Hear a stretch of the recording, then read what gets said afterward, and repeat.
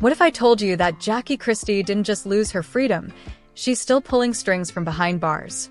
What if I told you Chris Webber just walked into court with receipts so explosive the entire courtroom froze? And what if I told you those receipts were Jackie's own jail phone calls? Yes, Jackie Christie, behind bars, wrapped in scandal, already facing fraud and perjury, just got exposed again. And this time, by the very man she tried to silence for decades, in front of the judge, Doug Christie, and a jury that could barely blink. Chris played the tapes. Leaked. Unfiltered. Raw audio. Jackie on the jail phone, saying things that might just bury her for good. Doug? He didn't just listen. He lost it. He stood up. He screamed. And he nearly got himself held in contempt, right there in front of the media. Because once you hear what Jackie said in those calls, you'll understand why Doug might never recover, and why Chris Webber just proved once again that Jackie's empire wasn't just built on lies, it was managed from a jail cell. Buckle up, because this isn't just a fall from grace, this is a free fall on speakerphone. Doug Christie sat stiff in the courtroom, hands clenched, jaw tight. He had already endured the humiliation of seeing his wife, Jackie Christie, cuffed and dragged away after being exposed for perjury, blackmail, and laundering hush money through fake charities. But this? What was about to happen next? He wasn't ready. Not for this. Because Chris Webber didn't just come to court with old voicemails or dusty hotel receipts. No. Chris Webber showed up with audio, federal jailhouse audio. Phone calls between Jackie and her daughter, Chantel. Between Jackie and her attorney. And worse, between Jackie and someone she called Baby. A mystery man who was definitely not Doug. The courtroom had been buzzing for days. Rumors flew that Chris had something explosive. Some thought it might be old footage. Others speculated a signed confession. But when Chris's legal team announced, "We'd like to admit a new piece of audio evidence pulled directly from inmate Jackie Christie's recorded jailhouse phone logs," everything stopped. The judge raised an eyebrow. Doug shifted in his seat. And then the clip played. At first, it was Jackie's voice, calm and collected, but clearly scheming. "They don't know half the story," she whispered. "Doug's still out there playing the loyal husband. I just need this trial to stall a bit longer. Chris will fold, he always does." Gasps echoed in the courtroom. But then came the bombshell. Jackie, voice shaking, almost seductive, said, "Tell Ramon I miss him, and to keep the burner phone close. We'll finish this when I'm out." Doug's legacy? That was never real. Doug snapped. The courtroom burst into gasps, murmurs, and full-on disbelief. Chris Webber sat stone-faced, arms crossed. He hadn't flinched once. Doug, on the other hand, stood up mid-playback, pointed directly at Chris, and shouted, "You think this is funny? You think you can destroy my family with this?" Bailiffs rushed toward him. But the damage was done. The image was now clear.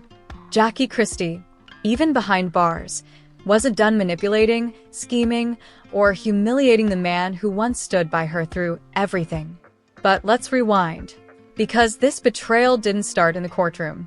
It began the moment Jackie realized she was cornered and decided to flip the narrative by dragging Chris and Doug down together.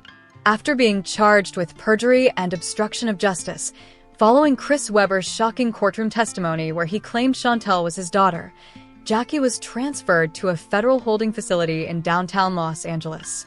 And even though she was stripped of her glam, her heels, and her signature fur coats, she wasn't stripped of her ego. Inside jail, Jackie did what Jackie does best, talk. And unfortunately for her, every word was recorded. From late-night phone calls to whispered conspiracies, Jackie laid out her next steps to whoever would listen. In one call to Chantel, she can be heard saying, "Your father, Doug? He's going to be fine. Just tell the press he's focused on family.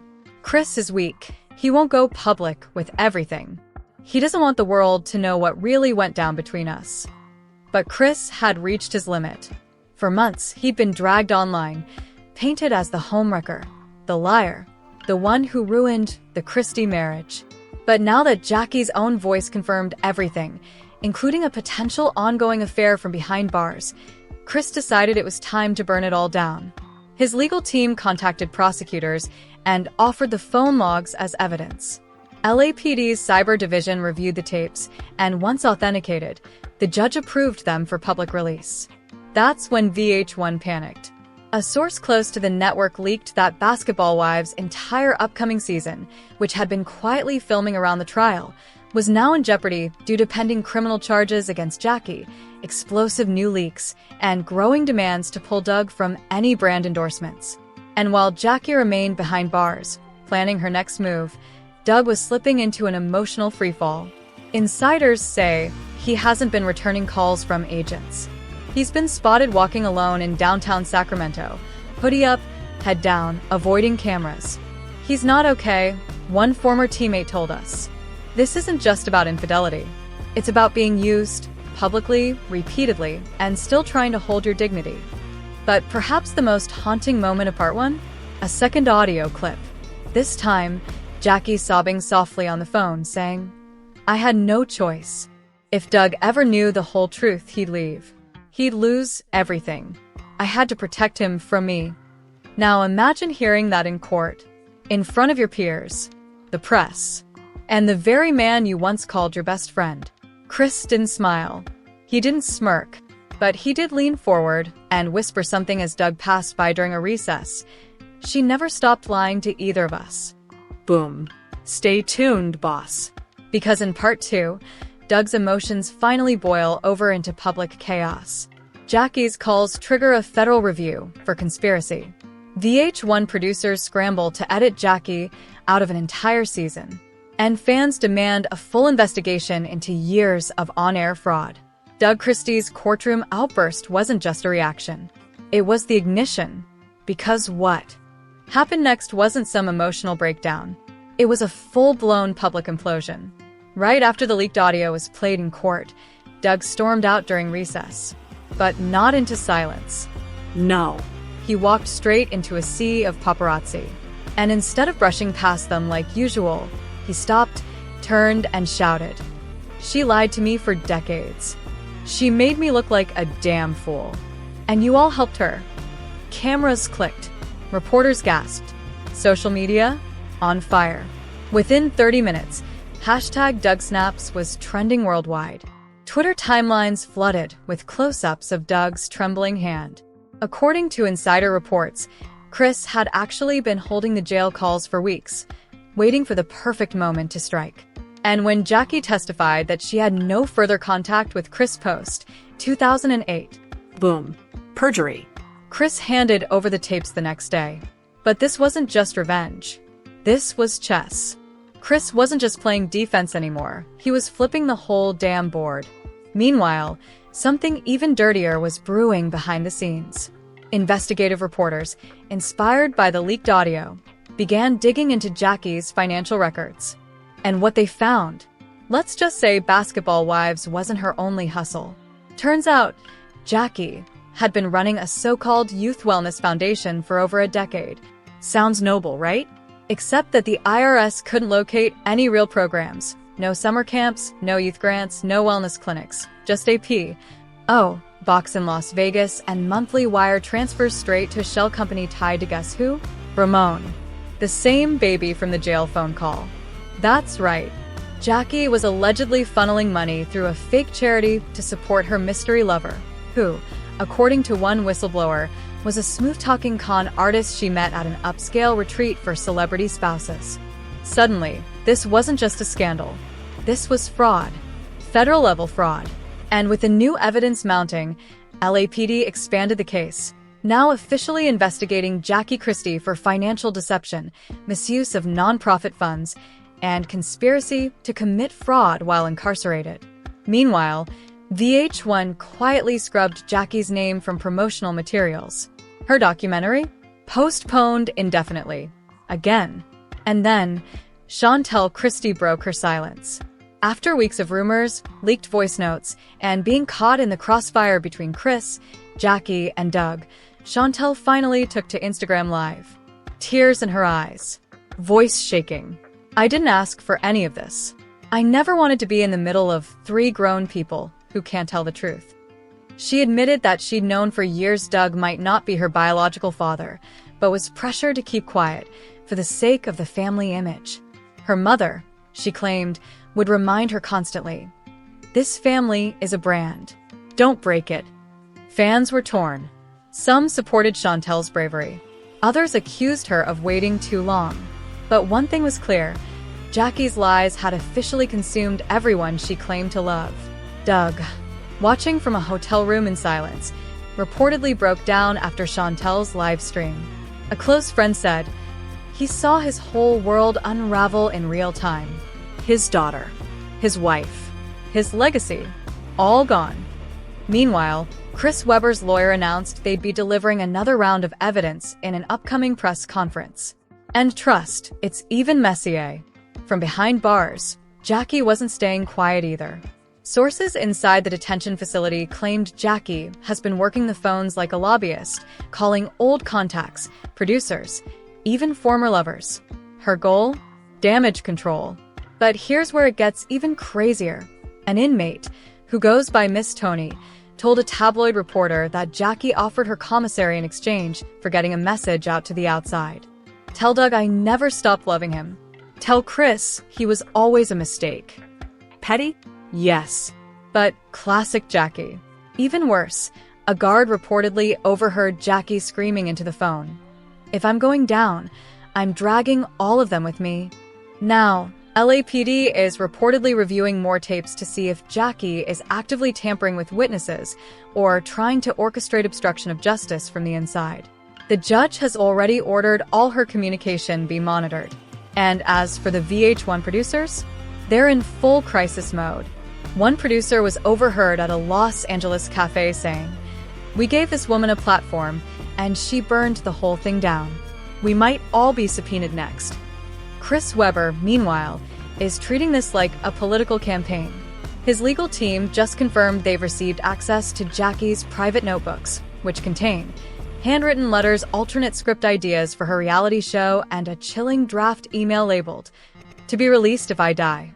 What's in it?